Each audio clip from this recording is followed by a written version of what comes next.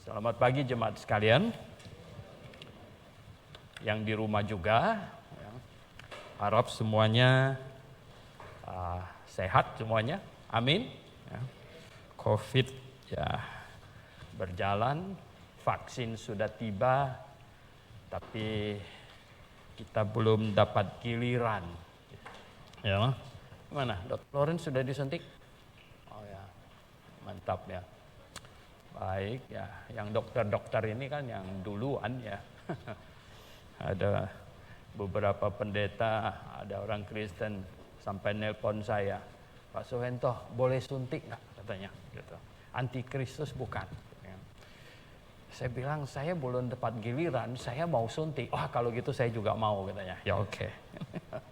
Ya baiklah. Ya, apa sudah antikristus? Belum. Saya bilang belum. Yang kali ini belum. Kelihatannya kita belum dilacak pakai vaksin itu, ya. Belum sampai segitu. Saya bilang nggak tahu, mungkin nanti muncul virus yang lebih ganas dari ini lagi, ya. Atau udah saya bilang ya pokoknya ya udah kita ready aja gitu kan. Oke jemaat yang di rumah ya baik yang di sini, kita ya harus dalam segala keadaan, sebenarnya dalam segala keadaan menjadi orang yang siap. Ya. Untuk itu maka iman kita itu harus sehat gitu ya. Iman kita harus sehat ya. Doktrin yang kita percayai harus teruji gitu. Teruji ya. Nggak main-main ini ya. Teruji itu artinya apa? Ya, diuji terus gitu, diuji gitu. Ya. Yang bisa bertahan itu adalah kelompok yang bisa bertahan sampai bunyi sangkakala Tuhan datang, kita didapatin benar adalah apa tahu nggak? Yang pengajarannya senantiasa diuji gitu, senantiasa diuji. Ya. Oke, coba kita baca karena topik kita, tema kita masih sama, 2 kategori kesesatan. Nggak tahu mau berapa kali ini supaya jadi jelas. Saya tetap kita baca 1 Tesalonika pasal 5 ayat 21. Saya mau Anda sampai hafal ini ayat. Di chapel saya pernah khotbah di 2 Timotius sampai mungkin lebih dari 10 kali 1 ayat. Sekarang sedang khotbah di chapel mahasiswa Efesus pasal 6 ayat 13 sudah 4 kali ayat itu. Nah, karena kita perlu lihat ini. Ini ujilah segala sesuatu. 1 Tesalonika pasal 5 ayat 21. Ujilah 1, 2, 3. Ujilah segala sesuatu dan peganglah yang baik. Ya. Ini ujilah segala sesuatu dan peganglah yang baik katanya. Oke, mari kita berdoa. Bapa di sorga, terima kasih untuk firman-Mu Tuhan. Kami tidak mungkin bisa mengingat dengan ingatan kami firman-Mu yang begitu banyak Tuhan, yang sangat penting bagi kami. Oleh sebab itu kami bersyukur dengan adanya firman-Mu yang bersifat tertulis. Maka kami dapat membacanya berulang-ulang dan mempelajarinya dan sungguh-sungguh menjadikannya pedoman bagi hidup kami. Puji hormat kami naikkan padamu Bapa di sorga. Ajarlah kami dengan firman-Mu. Dalam nama Tuhan Yesus Kristus kami berdoa. Amin. Ujilah segala sesuatu. Terutama segala sesuatu yang sangat penting. Saking pentingnya kita tidak mau dibohongi. Kita tidak mau ditipu. Dan bukan cuma masalah pentingnya.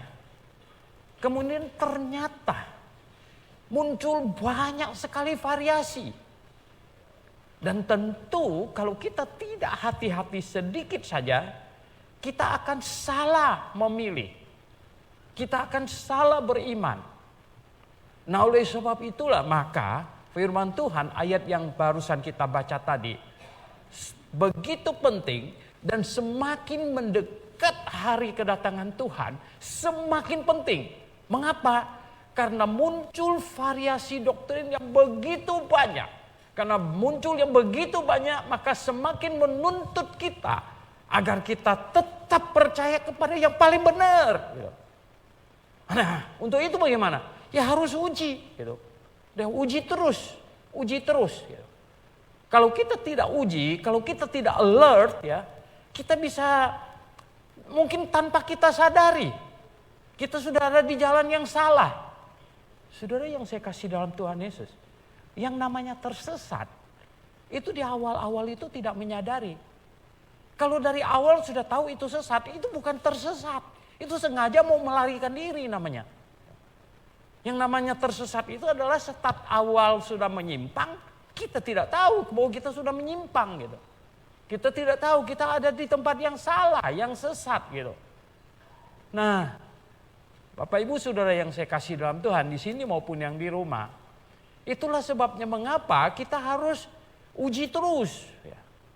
Membeberkan diri kita untuk diuji dan iman kita untuk diuji, doktrin yang kita yakini untuk diuji. Ini sangat penting sekali. Nah, Bapak Ibu yang saya kasih dalam Tuhan, dua kategori kesesatan. Nah, dua kategori kesesatan ini sebenarnya dua-duanya menyangkut Alkitab, menyangkut firman Tuhan. Firman Tuhan. Ya, di manakah firman Tuhan itu? Dan firman Tuhan berapa penting? Nah, coba kita lihat di Yohanes pasal 17 ayat 17. Ini ayat sangat penting. Injil Yohanes. Injil Yohanes pasal 17 ayat 17.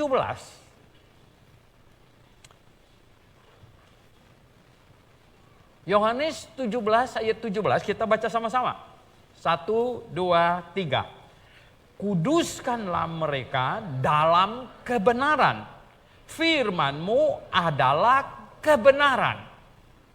Kuduskanlah mereka dalam kebenaran. Dan firman-Mu itu kebenaran. Sejak saya kecil, saya sudah menghafal Mazmur 119 ayat 105, ya, firman-Mu ya itu seperti pelita bagi kakiku dan suluh bagi jalanku. Saudara yang saya kasih dalam Tuhan. Jadi firman Tuhanlah yang menuntun kita. Terutama menuntun kita dalam beriman. Ya tentu tidak, firman Tuhan tidak menuntun kita dari sini menuju ke Bogor gitu. Atau ke Jakarta Selatan. Bukan itu, bukan tunjuk jalan yang macam begitu. Tapi firman Tuhan menuntun jalan iman kita. Apa yang kita percayai gitu. Apa yang kita pegang, apa yang kita imani saudara. Nah saudara yang saya kasih dalam Tuhan. Kalau salah mengimani sesuatu. Itu sebenarnya efeknya lebih buruk, lebih berbahaya daripada kamu salah jalan yang literal begitu. Jauh lebih parah. Kalau salah jalan begini, kita mau menuju ke satu tempat, salah, terlambat gitu. Ya, saya pernah cerita, saya diundang khotbah di Pondok Gede. Yang nelpon saya kasih tahu itu Kurnia. Gitu. Pak, jangan lupa ya, ulang tahun ya, katanya gini nih loh. Ya oke, saya oke aja gitu. Kemudian waktu saya jalan, saya menyangka saya harus pergi ke GBA Kebenaran yang Kurnia itu. Gitu. Sudah saya mau masuk ke bulak kapal terus gitu. Saya ditelepon, Bapak sudah sampai di mana? Hampir keluar tol. Tol mana? Saya bilang itu tol Bekasi Timur. Gitu. Loh, ini kita di Pondok Gede Pak. Hah? Saya bilang, nah loh. Ya dong. Sementara kebaktiannya sudah mau mulai. Jauh sekali Bekasi Timur dari Pondok Gede, jauh sekali gitu ya. Loh, saya bilang saya pikir di gereja kamu, saya bilang di Bekasi Timur. Bukan Pak, di Pondok Gede kita. Waduh, saya bilang, nah loh sekarang bagaimana ini? Saya bilang, nah, waktu itu itu Google Map baru start lagi. Jadi belum begitu pinter gitu pakainya. Aduh, gimana ini ya toh? Dan saya dikasih tahu keluar sini, masuk sini, keluar sini, masuk sini. Ya ampun, saya bilang apa? Kalian nyanyi aja deh, terus nyanyi aja, terus nyanyi. Mereka nyanyi sampai berpuluh-puluh lagu. Saya enggak tiba-tiba, saudara. Saudara yang saya kasih dalam Tuhan, bayangkan ya toh. Itu salah jalan yang di dunia begitu ya toh. Sampai sih akhirnya saya sampai gitu ya toh. Dan mereka semuanya ketawain saya aja gitu kan. Waduh Pak Suwento, iya saya bilang, saya nggak tanya lebih detail sih. Karena Kurnia yang undang saya asosiasinya langsung ke gerejanya dia di Bekasi Timur. Nggak taunya dia undang saya yang ke Pondok Gede. Jadi saya mes sedikit memang begitu. Nah, jadi bayangkan betapa pentingnya dalam hal beriman. Lah, kalau tibanya di neraka tak bisa keluar lagi loh. Ya. Itu nggak bisa, oke keluar tol di mana, nanti masuk lagi tol situ Pak, nanti keluar lagi keluar situ lagi Pak, nanti ke situ Pak, ke situ Pak, ke situ Pak, ampun, ya nggak bisa gitu ya. Nah kalau masalah iman sekali sudah jalan, ya toh, kemudian sampai di ujung ada jalan yang disangka orang lurus, tetapi ujungnya menuju maut. Ini celaka sekali. Nah. 2 minggu yang lalu sudah bicara tentang kategori pertama, yaitu keluar dari Alkitab. Ada penambahan. Jadi gini, gereja yang pertama kali sesat itu adalah keluar dari Alkitab. Keluar dari Alkitab. Waduh, ya. Saya kadang-kadang seringkali dengan orang lain di mobil dong apa. Saya lebih suka Google Map. Dia lebih suka pakai apa? Waze katanya. Pakai apa Waze itu ya. Nah, lalu kali jalan gitu. Aduh ya. Dia bilang, "Pak, ini Waze bilang lewat sana." Saya bilang Google Map saya bilang lewat sini gitu ya. Untung ujung-ujungnya masih sampai di situ gitu. Saudara yang bisa bayangkan ya enggak? Waduh, kalau salah gimana gitu. Nah, saudara yang saya kasih dalam Tuhan, ya. Saya ingin kasih umpama begini supaya Anda paham. Ya, kita katanya akan dikuduskan ya, dalam kebenaran. Karena dalam kebenaran inilah kita jadi kudus gitu. Kita jadi kudus. Artinya begini, karena kita beriman kepada kebenaran, kita jadi kudus. Beriman pada kebenaran. Karena kita beriman bahwa Yesus Kristus dihukumkan di atas kayu salib, menanggung semua dosa saya. Dosa saya semuanya terselesaikan di dalam Yesus Kristus, maka saya menjadi orang kudus. Jadi dikuduskan dalam kebenaran. Dan kebenaran itu apa? Firman, ya, firman di sini katanya. Firman-Mu adalah kebenaran. Jadi firman Tuhan itu kebenaran. Nah, firman Tuhan kebenaran, firman Tuhan yang mengajarkan kebenaran membuat kita jadi kudus. Nah, jadi kudus itulah kita boleh masuk surga. Gitu. Jadi Bapak Ibu yang saya kasih dalam Tuhan, ya, teologi itu sebenarnya sesuatu yang sangat masuk akal. Saya sudah belajar teologi banyak tahun. Dan saya tahu itu harus memakai logika tinggi gitu. Itu harus pakai akal budi gitu. Makanya saya bingung ada hamba Tuhan yang datang sama saya. Ya setelah dia omong banyak, saya baru start omong. Langsung dia bilang apa? Pak Suwento, jangan pakai logika dong. Saya jadi terdiam melihat dia. Saya bilang, Bapak tadi dari rumah sampai sini pakai logika enggak? Ya gimana bisa sampai ke sini kalau enggak pakai logika? Saudara yang saya kasih dalam Tuhan ya. Kemudian dia agak terdiam, mukanya jadi merah. Ya, maksudnya itu apa? Kalau dia ngadul ngidul tidak pakai logika. Memang karena tidak pakai logika itulah makanya kacau balau gitu. Ya, saya punya pakai logika. Ada seringkali di grup mereka bilang, "Lah Pak Suwento punya pakai logika." Saya bilang ya, iman saya iman yang logis, saya bilang. Saya tidak mempercayai sesuatu yang logika saya tidak bisa menalarnya dengan baik gitu.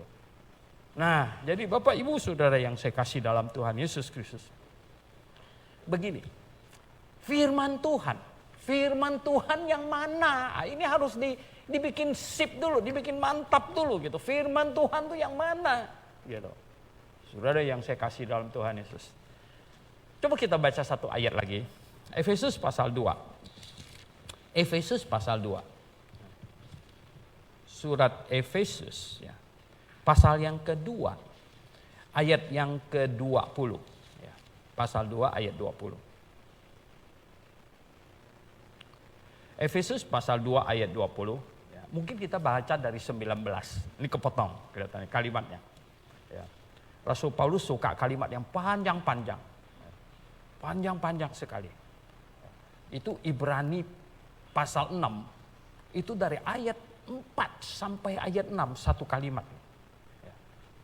Coba nih ayat 19 sampai 20. Demikianlah kamu bukan lagi orang asing pendatang, melainkan kawan sewarga dari orang-orang kudus dan anggota-anggota keluarga Allah yang dibangun di atas dasar para rasul dan para nabi dengan Kristus Yesus sebagai batu penjuru. Yang dibangun di atas fondasi, dasar di situ. Fondasi. Dibangun di atas fondasi para rasul dan para nabi. Jadi begini. Para rasul dan para nabi itu fondasi. Nah, mereka lah meletak fondasi iman kita. Para nabi diwakili kitab perjanjian lama. Para rasul diwakili kitab perjanjian baru. Jadi di sini ya. Sebenarnya ini sama dengan berkata keluarga kita ini kawan sewarga dari orang kudus dan anggota keluarga Allah yang dibangun di atas dasar perjanjian baru dan perjanjian lama. Gitu. Ya, karena para rasul dan para nabi. Ya, tentu bukan kepala mereka. Yang dimaksudkan itu apa? Pengajaran mereka. Gitu loh.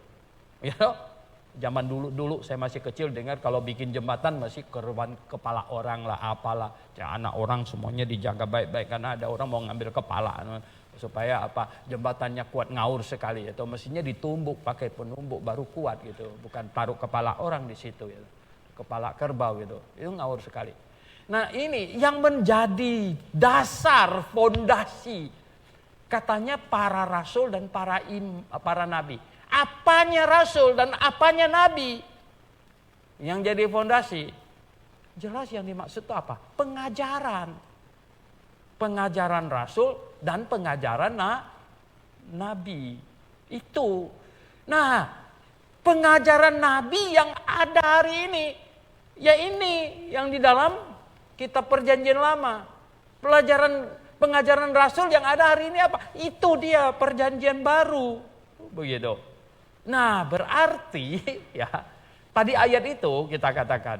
Ini baru tadi pagi ada orang bilang, Pak Soento, pokoknya Alkitab tidak boleh ditafsirkan. Dijalankan saja. Aduh, saya hampir mau tulis sangat bodoh sekali. Tapi akhirnya nggak jadi deh saya gitu. Bagaimana gitu ya.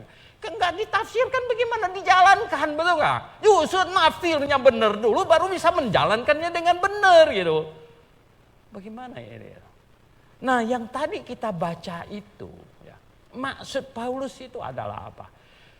Landasan iman orang beriman sepanjang masa sebenarnya. Landasannya itu adalah apa? Dasarnya itu apa? Itu firman Tuhan. Firman Tuhan yang disampaikan oleh para rasul dan para nabi. Oke, perjanjian lama hanya para nabi. Belum ada para rasul. Nabi itu berbicara atas nama Tuhan. Tuhan omong begitu, dia sampaikan begitu. Tuhan omong begitu. Ini firman Tuhan katanya. Wah, Tuhan suruh saya omong begitu. Ya, sebenarnya Tuhan mengantisipasi di Ulangan 18. Kalau ada orang katanya, berani-beraninya dia ngomong. Ini firman Tuhan, Tuhan ngomong lewat saya. Bagaimana nih kita tahu ini? Ini benar apa enggak ini ya toh? Waduh, kacau nih. Ini kalau benar nggak diikutin salah. Ya, kalau salah diikutin jadi salah. Ya, wah ini jadi kacau ini ya. Ini bagaimana ini kalau sudah begitu? Di Ulangan 18 dikasih tahu. Kalau yang terlalu berani ngomong dia firman dari Tuhan, Tuhan omong lewat dia. Coba, ya loh. Apa yang dia omong terjadi enggak? Terjadi enggak? Kalau enggak terjadi, jangan gentar terhadap dia, lempar batu. Wih, bonyok ya. Zaman Yeremia hidup. Ya. Yeremia itu nabi benar dari Tuhan. Tapi muncul satu nabi palsu. Namanya Hananya. Nabi itu palsu. Celakanya itu apa tahu nggak? Setiap kali Nabi Yeremia bernubuat A, dia bernubuat B. Waduh, kacau ini. Setiap kali Yeremia bernubuat begini, dia bernubuat begitu. Rakyat jadi bingung. Waduh, kacau ini. Kacau ini gimana? Dan dia itu nabi teologi sukses. Gitu. Kenapa? No? Karena yang dia sampaikan itu yang positif terus gitu. Padahal Tuhan pakai Nabi Yeremia untuk memperingatkan orang Israel kalau mereka tidak bertobat, sebentar lagi Tuhan akan kirim Nebukadnezar Babel untuk sikat habis mereka dan mereka akan jadi budak gitu. Nabi Yeremia peringatkan, bertobatlah, lalu Tuhan akan hukum kalian. Hananya muncul. Tuhan akan memberkati, jangan khawatir. Nah, ngawur deh kalau sudah begitu. Jadi kacau-kacau. Akhirnya Tuhan suruh Yeremia apa katanya? Bikin kuk kerbau itu. Kuk kerbau jalan. Waduh, jalan Yerusalem. Jalan. Saya sudah ke Yerusalem. Kalau Yerusalem kayak Jakarta itu pakai kuk enak. Kenapa? Jakarta itu datar. Gitu. Dia akan gelinding sendiri gitu kan. Tapi kalau di Yerusalem jalan naik turun, ya enggak? Itu pakai kuk. Wah, itu setengah mati itu jalannya tuh. Dan Yeremia sambil pakai kuk jalan berfirman. Tuhan berfirman, kalau tidak bertobat, ini akan seperti begini. Dijadiin kerbau sama Babel. Hananya muncul. Dia patahkan kuknya Yeremia. Begini firman Tuhan, jangan khawatir, kuk ini akan dipatahkan. Nah, gimana nih kalau sudah begini nih? Ya kan? Ini ciri gimana kalau sudah begini? Rakyat gimana? Anda lebih senang dengar firman Tuhan yang gimana? Hah? Yang positif. Orang suka yang positif. Tahu nggak? Positif thinking. Sekarang orang yang positif thinking gitu loh. Ya enggak? Segalanya yang positif. Wah, dulu kalau saya jadi salesman, jadi salesman itu beda dengan jadi hamba Tuhan. Jadi hamba Tuhan tuh harus terus terang, biar orangnya marah-marah gitu ya loh. Jadi salesman gimana? Bikin dia senang aja. Yang penting dia beli. Gitu. Ya enggak? Habis beli, itu urusan nomor 3, 4, 5, 6 gitu loh. Dengan hamba Tuhan tidak bisa begitu. Ya, kita sampaikan apa itu. Manusia itu suka yang positif. Suka yang positif. Kau katakanlah semua yang bagus sama dia. Lihat, senyumnya sampai giginya mau copot. Betul, ya enggak? Tapi kalau kau mulai ngomong suruh bertobat, suruh perbaiki kelakuan segala macam, jangan berdosa terus macam begini, mukanya ya toh masemnya kayak aduh ya toh. Susah digambarkan. Saudara yang saya kasih dalam itu manusia gitu. Nah, makanya rakyat Yerusalem waktu itu lebih senang Yeremia apa Hananya? Lebih senang Hananya. Yeremia pusing kepala ya toh. Gimana ini? Ini kalau sudah macam begini. Akhirnya Tuhan kasih tahu Yeremia. Udah katanya. Kasih tahu dia. Hananya, Tuhan tidak bicara lewat kamu. Ya. Dan aku dapat dari Tuhan, tahun ini kau mati. Walah. Tahun ini kau mati. Nggak tahu dia ucapkannya, saya nggak ngecek bulan berapa. Alkitab mencatat, pada bulan ke-6 matilah Hananya. Gitu. Tepat seperti yang dikatakan oleh Yeremia. Tapi kalau Yeremia bukan hamba Tuhan, bukan nabi Tuhan, dia ngomong, Hananya, kamu ini ngaco, pokoknya kamu akan mati. Ya akan mati, itu nggak tahu kapan matinya gitu ya. Semua orang juga mati gitu. Tapi Yeremia tidak begitu, dia katakan secara tepat.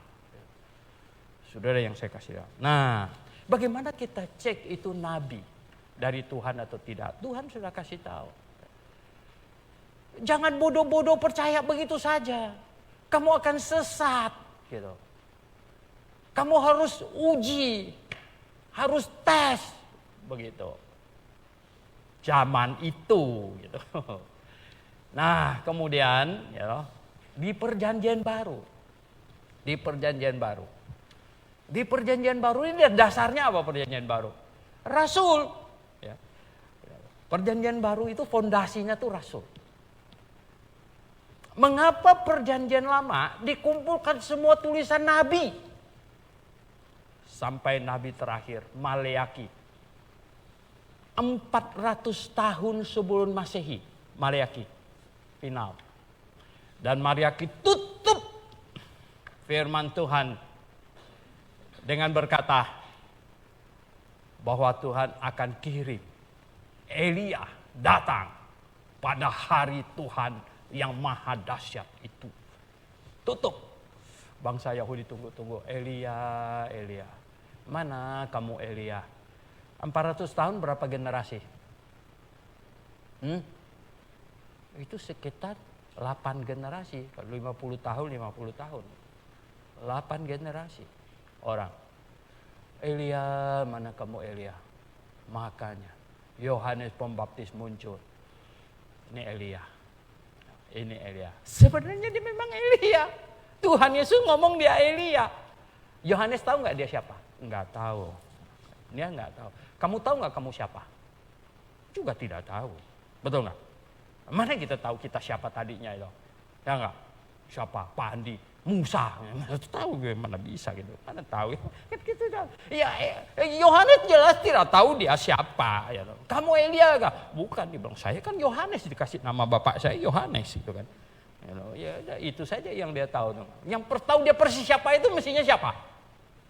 Tuhan Yesus yang tahu dia siapa. Tuhan Yesus bilang itu Elia.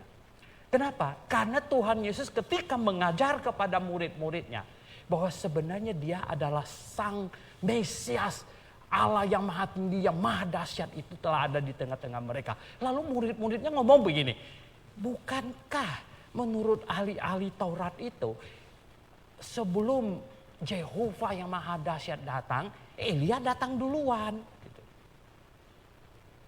Tuhan Yesus bilang apa? Aku berkata kepadamu, Elia sudah datang. Dan mereka tidak mengenalnya. Dan mereka berbuat sekehendak mereka. Benar. Mereka penggal dia. Dipenjarakan dulu. Ya, Elia dipenjarakan. Orang Yahudi nggak demo. Gitu. Minta dikeluarkan. Mereka nggak kenal dia. Nah, jadi begini.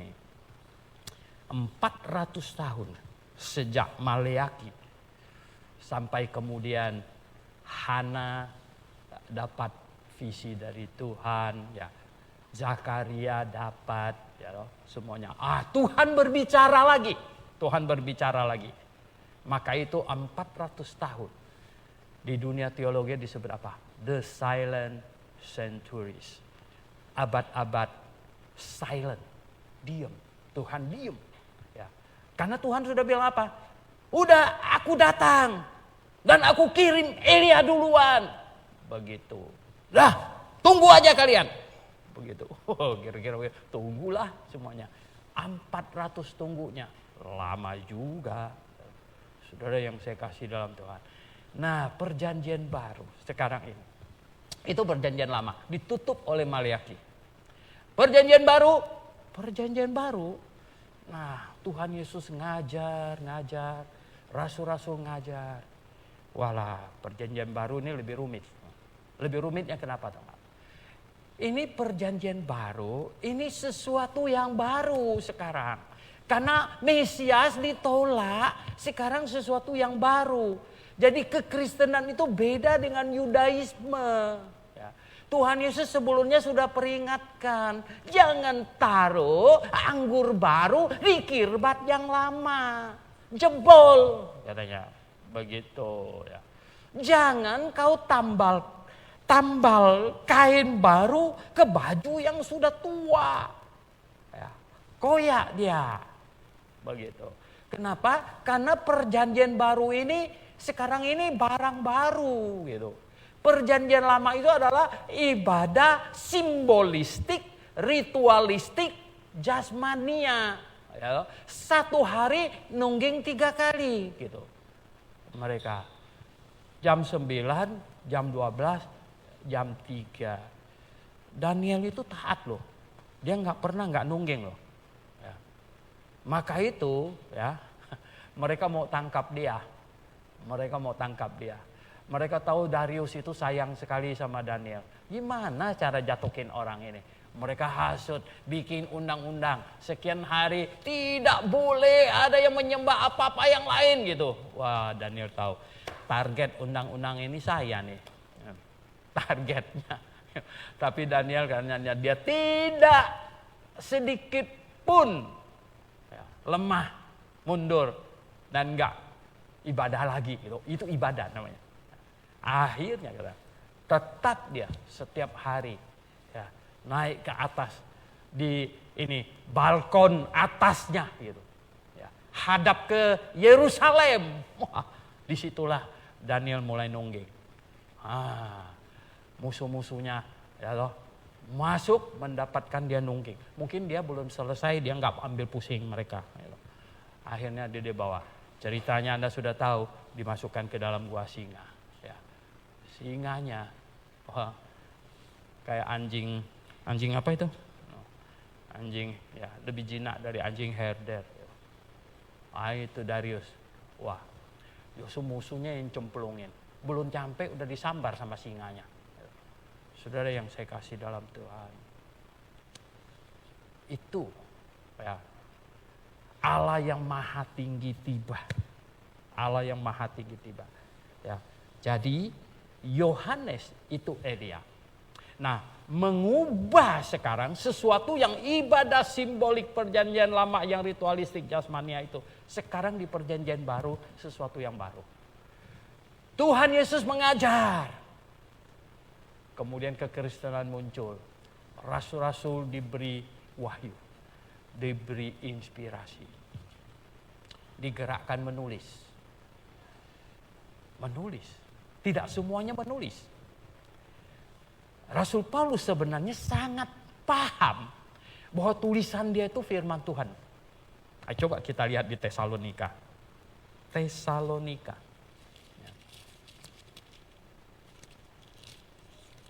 Ada di Tesalonika pasal yang kedua. 1 Tesalonika pasal kedua. Dia sangat paham. Semua yang dia tulis itu firman Tuhan. Yang nanti akan jadi patokannya. Ayat 13. 1 Tesalonika pasal 2 ayat 13. Dengerin saya bacanya. Dan karena itulah kami tidak putus-putusnya mengucap syukur juga kepada Allah. Sebab kamu telah menerima firman Allah yang kami beritakan. Nah, lihat.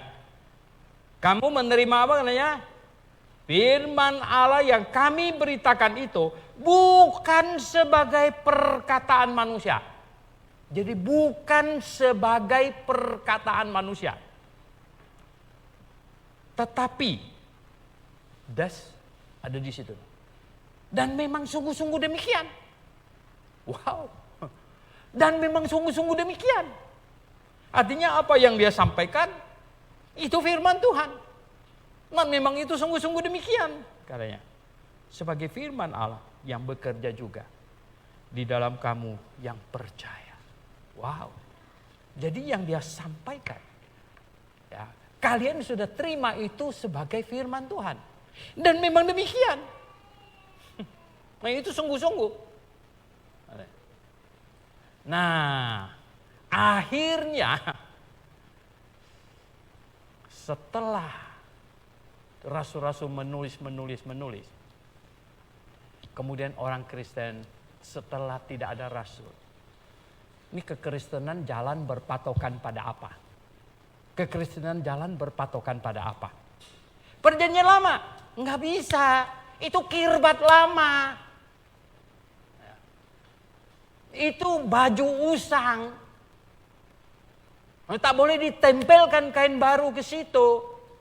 Kirbat lama tidak boleh dimasukkan anggur baru ke situ. Nah lalu kekristenan jalan sesuai apa kalau sudah begitu? Ikutin mimpi. Ya udah. Berarti tiap-tiap pagi mesti tanya, kau tadi malam mimpi apa? Ya. Enggak mimpi saya, tidurnya kacau, kamu tidur coba yang nyenyak gitu, biar mimpinya bagus gitu. Itu akan kacau balau. No, bukan begitu.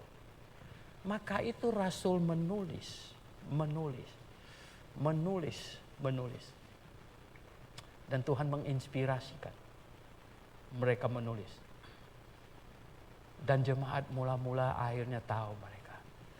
Tulisan Rasul pasti itu firman Tuhan. Bahkan pengajaran lisannya saja firman Tuhan. Apalagi yang bersifat tertulis.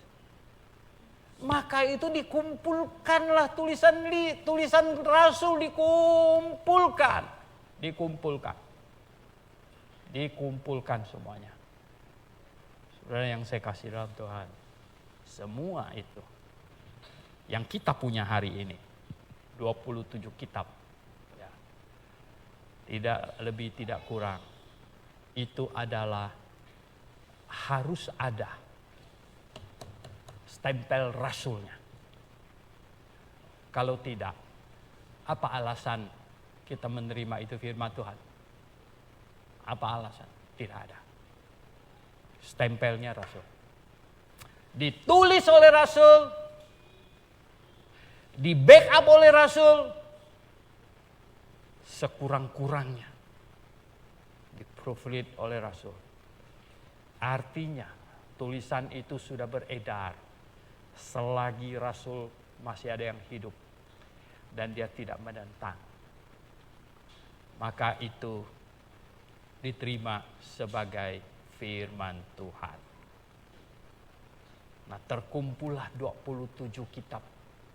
Dan yang terakhir, kitab Wahyu. Di kitab Wahyu itu beberapa ayat terakhir ditutup. Tidak boleh ditambah, tidak boleh dikurang lagi. Ini ukuran yang sudah pas. Yang sudah pas. Tidak boleh tambah lagi. Nah, berarti firman Tuhan adalah yang dari Kejadian sampai Maliaki, perjanjian lama, yang perjanjian baru dari Injil Matius sampai kitab Wahyu. Tidak boleh lagi tambah apapun juga. Nah, sekarang kesesatan kategori 1 yang 2 minggu lalu semua sudah dimulai. Keluar dari Alkitab. Setelah rasul-rasul tidak ada, iblis pasti coba masuk dengan segala macam. Wah, yang mereka sebut bapak-bapak gereja, kakek-kakek gereja, ya, mbah-mbah gereja itu. Mereka tidak lepas dari sasaran iblis. Ya. Tidak lepas. Bikin apa? Digait. Tahu nggak? Mereka mulai macam-macam. Mereka mulai ini, mesti ikutin adat istiadat, tradition, adat istiadat. Wah, ini mesti kan. Jadi, akhirnya tulisan rasul hanyalah salah satu otoritas. Perlu tambah adat istiadat. Adat istiadat. Wah, adat istiadatnya banyak sekali. Adat istiadat itu dibikin, diciptakan oleh manusia. Dan itu bisa berubah, bisa berkembang. Ini kebetulan baju adat istiadat. ini juga berkembang, berkembang, dipertahankan. Kancingnya pakai, ini tetap kain yang digundul, diputer-puter begini. Yang ini saya bilang, ini pinternya orang zaman dulu yang belum ada kancing. Ya, bagaimana dia supaya nggak copot? Ya udah dibulat-bulatin begitu. Adat istiadat. Tiap-tiap bangsa ada adat istiadat. Wah, dan iblis masuk ke adat istiadat. Yang kasihan itu tahu nggak apa? Iblis masuk itu adat istiadat yang dia suruh itu yang ngawur-ngawur semuanya itu. Hancur lebur. Zaman dulu orang Tionghoa yang perempuan katanya apa? Kalau mau cantik, kakinya harus sekecil mungkin. Ya. Jadi kalau orang Tionghoa ya, manggil ya, perempuan yang terhormat, Xiao Jie, nah, itu kaki kecil. Ya. Jadi kakinya kecil. Bisa jalan nggak kakinya kecil? Tak bisa. Ya. Sebesar lebih kecil dari Shira aja kakinya udah dibetot, diikat sampai pokoknya nggak bisa tumbuh. Nggak bisa tumbuh, nggak pernah olahraga. Ya, gembrot nggak? Ya gembrot. Ya, badan gembrot, kaki kecil gitu kayak pelanduk kaki gitu. Nggak bisa jalan. Ya, adat istiadat. Untunglah orang Tionghoa modern bilang, masa dikecil-kecilin? Supaya beli sepatu yang murah kah? Yang kecil gitu. Gitu. Nggak bisa. Yang belum lama ini saya baru lihat. Nggak tahu ya pemerintahnya lestarikan atau apa. Di Myanmar itu ada perempuan-perempuan leher angsa gitu. Panjang-panjang dipasangin per di sini. Nah itu iblis masuk lagi adat istiadat di situ apa? Nah, ya. Perempuan kalau mau cantik. Gitu. Kalau mau cantik, lehernya mesti panjang. Lah, ini perempuan kok seringkali jadi objek bohong-bohongan iblis ini. Bingung juga. Ini sejak awal loh, tau nggak ya? Jadi perempuan mau cantik kakinya kecil, dicepit sampai nggak tumbuh-tumbuh. Perempuan kalau mau cantik katanya lehernya masih panjang, dari kecil dipasangin per. Akhirnya apa? Coba kamu bayangkan, tambah panjang nggak? Ya panjang. Tapi katanya menurut di Rongsen, ruas-ruas tulangnya tuh lepas gitu. Lepas dong gitu. Lepas. Gitu. Panjang. Akhirnya apa tau enggak? Seumur-umur hidup itu per tak bisa lepas. Karena sekali lepas, celek gitu dia. Dia lepas begitu. Enggak bisa lepas lagi. Sengsara. Iblis pakai adat istiadat menyiksa orang. Menyiksa orang.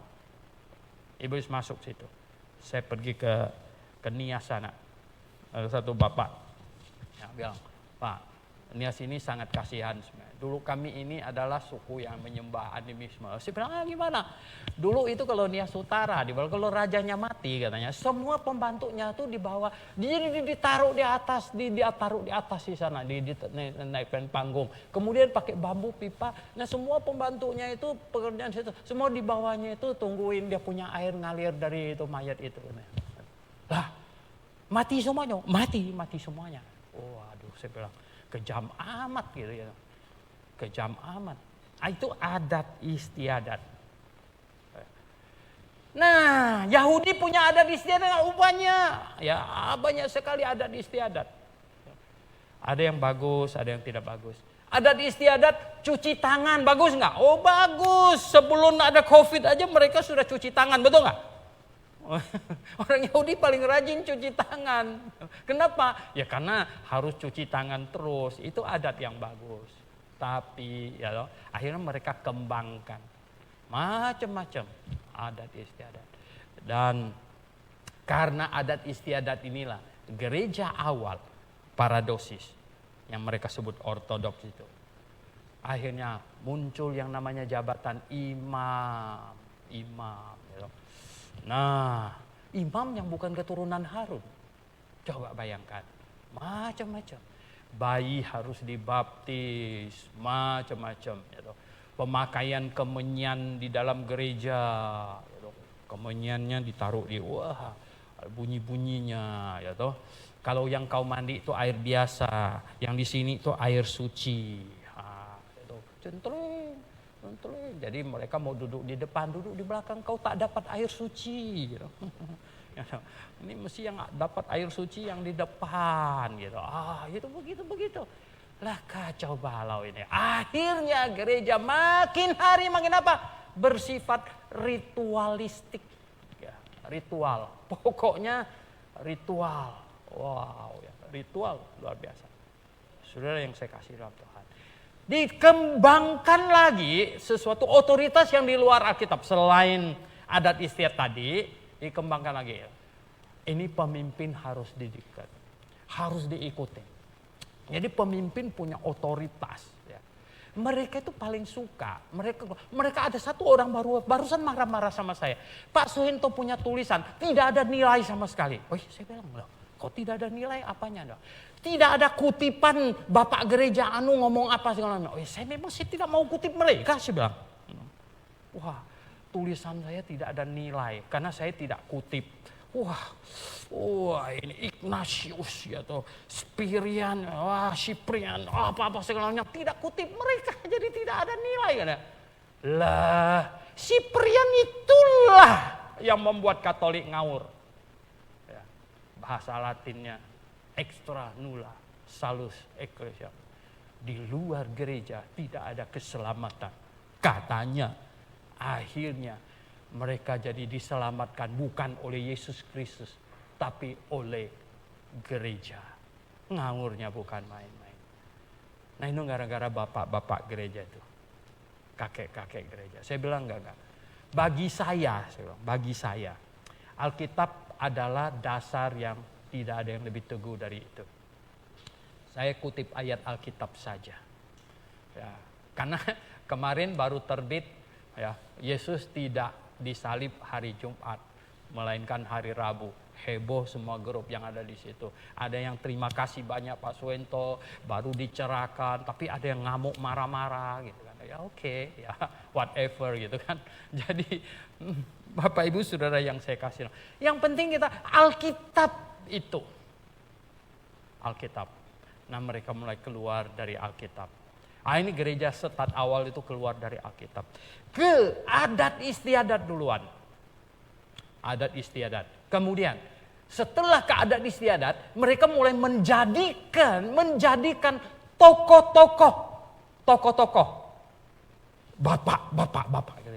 Ya, sebenarnya suasananya memang rentan untuk itu. Kenapa atau enggak? Lah Alkitab belum seperti yang kita punya hari ini, betul enggak? Ya kan? Alkitab enggak seperti yang kita punya sekarang ini. Ya. Bagaimana dia bisa kutip? Jadi apa tau enggak?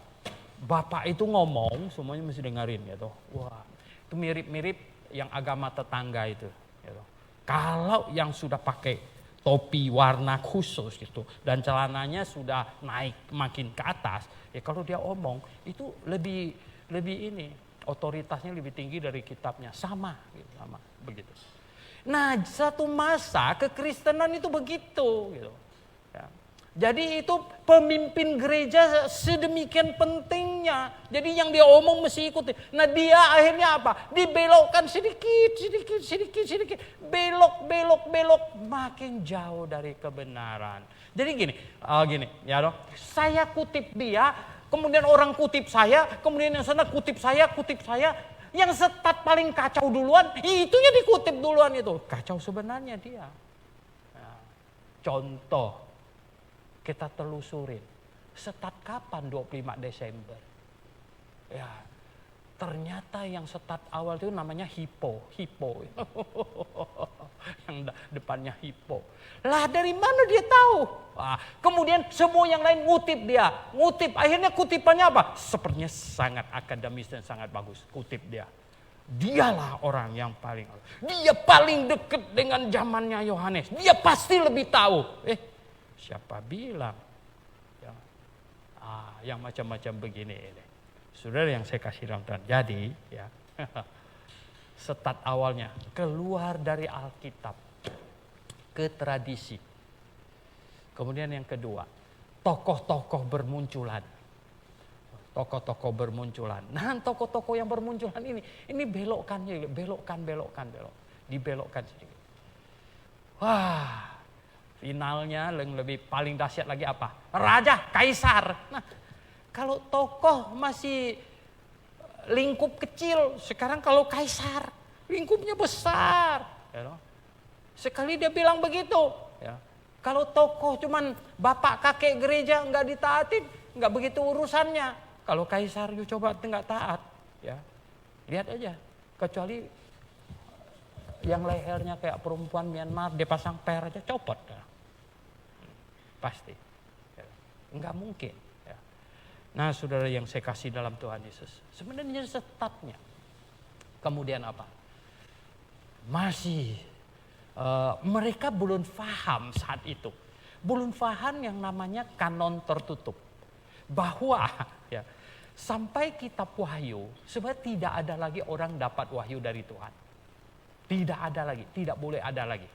Ya, dan tidak mungkin ada lagi. Siapapun yang ngomong begitu harus ditolak seharusnya.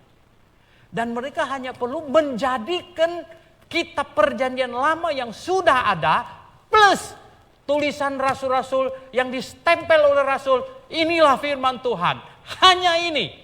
Tidak ada kompromi. Nah, sebenarnya ini yang perlu. Gitu. Ini yang perlu. Tetapi ternyata tidak. Banyak sumber yang lain masuk. Kacau-kacau. Tambah kaisar ikut lagi. Lebih runyam lagi. Sehingga apa? Kesimpulan-kesimpulan yang dia tarik. Nah, orang harus masuk ke dalam gereja. Cyprian tambahin, kalau tidak masuk dalam gereja, maka tidak masuk surga. Ini banyak orang suka ngomong. Jadi karena kita banyak argumentasi, ada orang tulis ini, Pak Suhento, jadi kalau bukan jemaat GBIA, tidak masuk surga. Oh, saya bilang kamu jangan begitu. Kami tidak pernah mengajarkan begitu. Ya. Ya. Jadi argumentasi Pak Suhento seolah-olah di luar GBIA tidak ada orang masuk surga. Mereka mau bilang begitu. Saya bukan Cyprian. Dan tidak pernah mengajarkan begitu. Ya.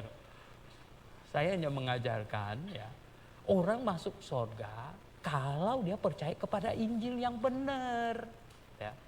Yang cuma teriak-teriak saja begitu, itu jangan kamu begitu cepat langsung simpulkan dia akan masuk surga. Tapi dia harus percaya Injil yang benar. Nah, lalu Injil yang benar gimana Pak? Nah, ini yang kami ajarkan ini coba kamu camkan. Oh, jadi Grafe ajarkan itu Injil, yang lain itu Injil salah. Jadi yang masuk surga itu hanya gereja Grafe, orang Grafe. Oh, jangan begitu dulu. Pelan-pelan. Seringkali mereka mau begitu. Oh, ya, jemaat yang saya kasih dalam Tuhan Yesus. Intinya kebenaran itu, kita ulang lagi Yohanes 17 ayat 17 ya. Apa? Dikuduskan oleh kebenaran. Dan firman-Mu itu kebenaran. Firman yang mana? Firman 39 kitab PL plus 27 kitab PB. Ah, itu firman Tuhan. Hanya itu? Iya. Nggak boleh tambah? Nggak boleh. Boleh dikurangin? Nggak boleh. Harga supermarket. No discount. Ya. No discount. Tidak bisa. Ya, tidak bisa. Ya. Nggak bisa gitu dong Pak Suhento. Ini berapa banyak itu sudah cerita di YouTube segala macam mereka yang dapat mimpi. Saya bilang mau 1 juta kayak 1 miliar dapat mimpi. Ini yang benar. Seringkali mereka marah sebentar, dia putar. Mungkin waktu dia putar itu dia mikir juga gitu. Ya. Masuk lagi.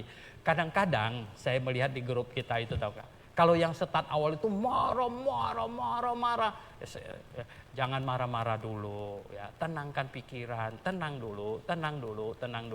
Belakangan dia mulai tenang. Gitu. Karena dia mulai pikir. Harga mati. Di luar Alkitab tidak ada firman Tuhan. Baik lisan maupun yang tertulis. Nah, abad ke-6 muncul ya dapat wahyu. Bukan dapat anak yang dikasih nama Wahyu loh. Ini dapat wahyu katanya. Dapat wahyu. Lah, ya toh. Dapat wahyu. Ada orang bilang sama saya, Pak Suhento, Kalau orang ketemu malaikat, kalau orang dapat mimpi, kalau dia tidak tulis kitab, tidak mengganggu Alkitab kan? Wah, kayak hebat. Tidak mengganggu Alkitab, hebat. Belum. Ya. Sebenarnya sudah mengganggu. Sama, Mr. M pertama tulis belum? Belum. Dia hanya cerita. Ya, dia hanya cerita. Dia dapat wahyu, didatangin malaikat, macam-macam itu. Ya, siapa yang nulis? Yang belakangan. Anak buahnya yang tulis. Ya. Nah, sama. Tetapi persoalannya sekarang ini adalah mempercayai masih ada mimpi yang datang dari Tuhan, masih ada penampakan yang datang dari Tuhan, masih ada bisik-bisik yang dari Tuhan. Ini yang tidak benar. Keluar dari Alkitab. Dan itu sebentar saja sebenarnya itu akan jadi tulisan oleh pengikut-pengikutnya. Itu pasti. Jadi Bapak Ibu yang saya kasih dalam Tuhan Yesus Kristus. Mengapa ada banyak gereja yang sesat? Mengapa kekristenan ada yang sesat? Hanya ada 2 kategori kesesatan. Keluar dari Alkitab, salah menafsirkan Alkitab. Kita belum bicara ini. Keluar dari Alkitab. Ada kitab tertulis yang mengklaim dirinya firman Tuhan.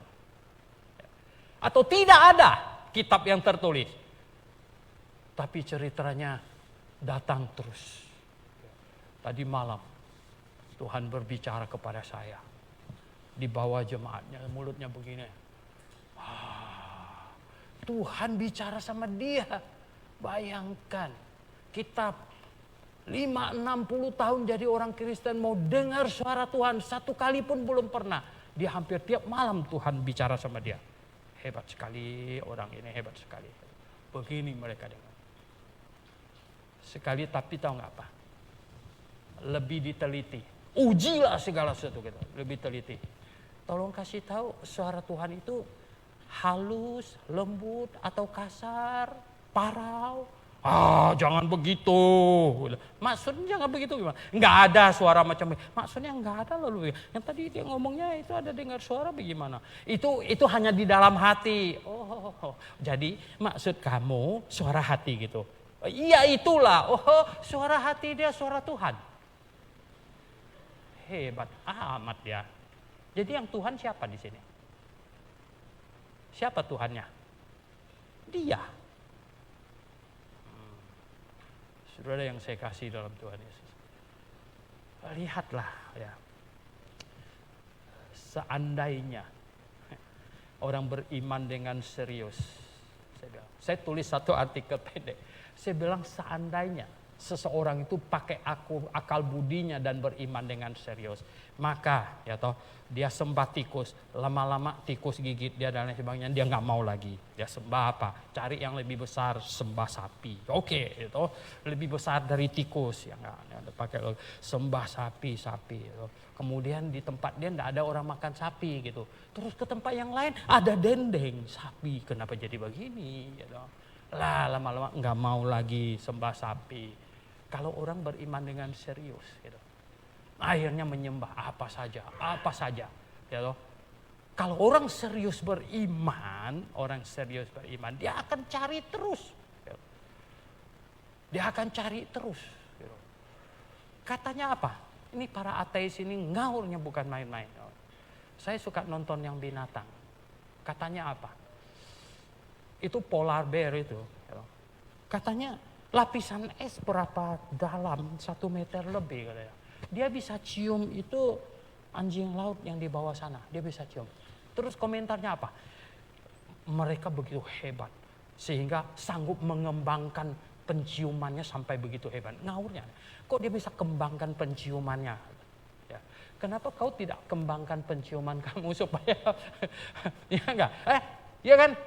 Atau kita kembangkan pendengaran kita sehingga apa? Bisa dengar orang yang di jauh atau 100 meter sana. Saya pikir Tuhan sudah kasih itu semuanya sudah pasti. Ya. Kalau pendengaran kita sebegitu tajam, kau tak bisa tidur. Betul nggak? Ya kan? Iya, ada orang di rumah sakit nangis di sini, kau dengar bagaimana tidur? Gitu. Bagaimana kau tidur? Ya nggak? Orang merengek-rengek tetangga sebelah anaknya, kau dengar tak bisa tidur, gitu.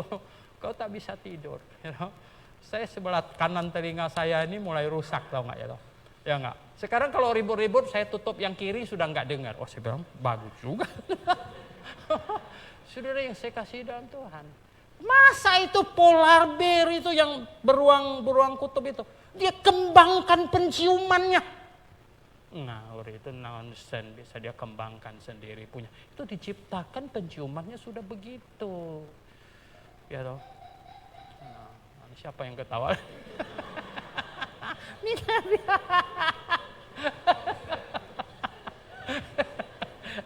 Bener ya. Itu coba bayangkan ya toh. Itu kan ada lagi itu dia berapa itu? Itu apa elang hawk itu tahu. Itu tahu nggak apa? 1 kilometer di atas sana dia bisa lihat ikan di dalam air itu. Sehingga apa? Langsung nunjam cup ditangkap itu ikan. Walah, katanya hebat katanya. Mereka bisa mengembangkan penglihatannya sampai sebegitu. Lah, kenapa kita tak bisa kembangkan penglihatan kita? Ya toh? Wah, no. Nonsense. Nah, jadi ya. Kalau orang serius beriman, dan kemudian kita ini ya mencari. Wah, saya bilang apa? Orang serius beriman, penyembah segala-galanya itu pasti dia akan menyembah Sang Pencipta. Nah, ketika dia menyembah kepada Sang Pencipta, kalau dia serius beriman, dia akan cari lagi. Dia pasti akan ketemu kekristenan. Karena paling masuk akal kekristenan. Nah, kalau orang Kristen serius beriman, dengar baik-baik. Kalau orang Kristen serius beriman, Anda bertanya. Ujung-ujungnya ketemu siapa? Ketemu apa? Hah? Ujung-ujungnya ketemu gereja apa? Ya, kalau dijawab orang bilang, sombong sekali. Ya, sombong sekali. Ya, kenapa? Karena kita memang mencari. Dan inilah yang paling benar yang kita tahu sekarang. Amin. Ya. Makanya cuman gereja kita yang berani, cuman saya yang bilang, kau boleh cari gereja yang lebih benar dari Grafe. Ya, boleh cari. Dan kalau dapat silakan pindah ke sana. Oke. Dan jangan lupa kasih tahu saya. Loh, kenapa? Karena saya juga mau ikut pindah gitu. Itu. Kita cari yang benar. Kenapa? Karena kita orang beriman yang serius. Bukan yang main-main. Sungguh serius. Nah, Anda beriman dengan serius? Saya menantang yang di rumah. Sebenarnya, yang di rumah. Mari kita berdoa. Mari kita tundukkan kepala kita. Hanya 2 kategori kesesatan. Yaitu yang keluar dari Alkitab. Dan yang satunya salah menafsirkan Alkitab. Kita baru bicara yang keluar dari Alkitab. Kalau Anda memahami pengajaran ini serius, saya kasih tahu, Anda sudah dapat melihat gereja-gereja apa yang salah jalan, yang sesat. Anda sendiri bisa memilih. Anda bisa ambil kesimpulan di dalam hatimu. Dan saya menantang Anda menjadi orang beriman yang serius. Sungguh-sungguh serius. Bapa di sorga, lihatlah hati kami. Baik kami yang ada di ruangan ini, maupun yang di rumah. Tuhan, adakah kami beragama ala kadarnya, asal-asalan, atau kami sungguh orang beriman yang serius? Tuhan, tolonglah. Tuhan, pimpinlah kami. Pimpinlah setiap orang yang beriman dengan serius kepada kebenaran. Seperti sida-sida yang menempuh perjalanan ribuan kilometer untuk mendapatkan yang benar. Pimpinlah kami semuanya Tuhan. Kami berdoa dengan segenap hati kami. Dalam nama Tuhan Yesus Kristus. Amin.